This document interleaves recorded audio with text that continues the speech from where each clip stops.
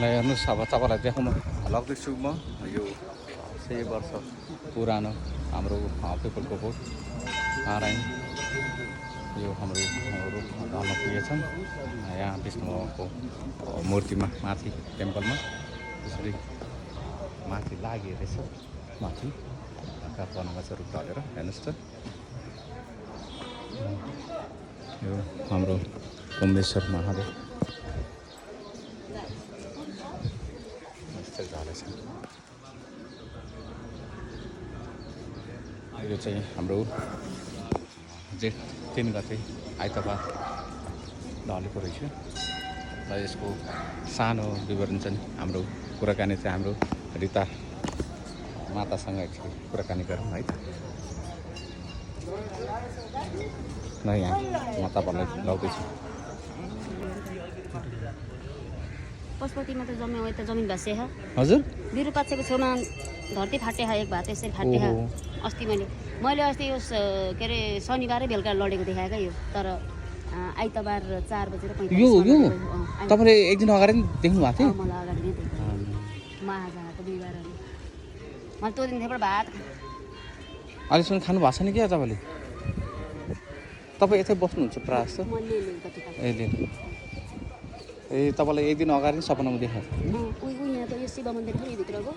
यो भित्र एकदमै गणौला कुहिएको रे भित्र पानीमा गणौला कुहिएका फोहोर भएको रे मलाई भएन मेरो स्थान हो हेर्दै जानु अब यो 83 म अनिष्ट ल्याउँछु मेरो माटो मन्दिर काठी पौवा सबै भत्काइलिएको छ केही पनि म राख्ने छैन भनेर उहाँ ताप्लेजुङबाट अनि गोरखकाली पश्चिमबाट अनि बडीमालिकाबाट अनि यता उत्तर दक्षिण बडीमा एकदम रिसाका हामी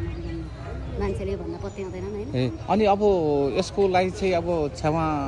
क्षमा पूजा गर्नै पर्छ यहाँ क्षमा पूजा यस्तो गरिन्छ नि त्यो यस्तो नहुनुको लागि अब क्षमा पूजा नगरेका कारणले मठ मन्दिर भत्केका नेपाल सरकारहरुमा यो चाहिँ कसले गर्नुपर्ने क्षमा पूजा सरकारबाट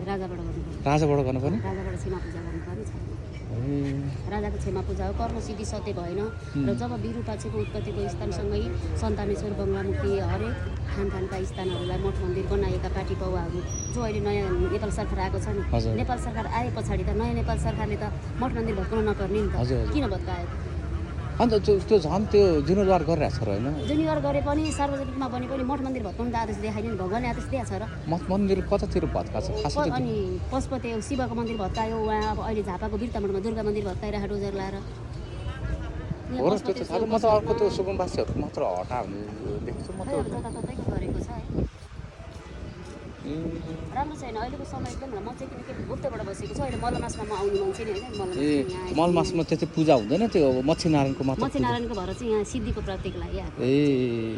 धर्म धारणा सत्य यहाँ त कता पूजा पाठ हुँदैन मलमासमा अनि त्यसरी म हिजो पनि गएको थिएँ मच्छीनारायण अब त्यो एक महिना शनिबारकै दिनमा बिहान 5 बजेर 47 मिनेटबाट मलमास सुरु भएको थियो शनिबारबाट हजुर त्यो बेलामा शनि सङ्कटा सबै कुराहरूको पूजापाठ दिदीबाट गरे तर कति मठ मन्दिरमा आग लागि भएको छ युपीतिर हेर्नुहोस् त उहाँतिर कर्मको अनुसार भएको सबै कुरा अशान्ति भइरहेको छ क्षमा पूजा चाहिँ गर्नै पर्छ है क्षमा पूजा भनेको रासोले गरेका 2076 सालदेखिबाट पूजा भएको छैन जब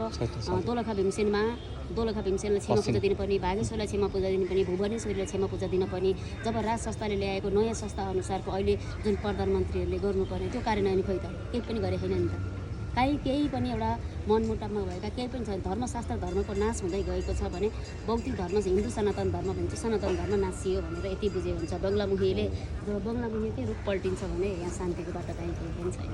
एकदम हजुरको शुभ नाम चाहिँ मेरो रिता तिमल सिन्हा तपाईँ चाहिँ यसै मेरो यस्तै मन्दिरमा होइन मेरो घरमै आसन छ ए मेरो आसन बच्चैदेखि 4 वर्षको रिता भन्नुभयो होइन रिता तिमल सिन्हा हजुर धन्यवाद हस् त धन्यवाद रिता मातालाई